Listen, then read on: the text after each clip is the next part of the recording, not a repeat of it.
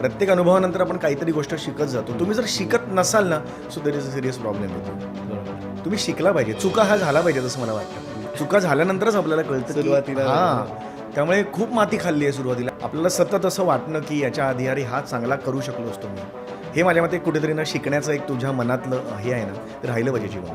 आणि इवन तुम्ही मगाशी म्हणलात की असं जत्रा आपण करतोय आणि त्याचा सगळ्याचा फायदा होतो ह्या एक्सपिरियन्सचा. हो. मला असं वाटतं की ह्या एक्सपिरियन्सचा जास्त फायदा कुठे होतो की हा जो सगळा एक्सपिरियन्स आहे, पहिले ते सगळं अपयश आलं आहे, पहिले जेवढे आपल्याला असं ठिकाणी मग एक पॉईंट नंतर एक गोष्ट होते हो आणि मग तुम्हाला कळतं अरे ओके परत का ती परत होते आणि मग ती सातत्याने आपण ती सक्सेसफुली करत राहतो. त्याच्या मागे जाऊन हा सगळा एक्सपिरियन्स Exactly. कसं फेल नाही व्हायचं त्या पॉईंटला येऊन.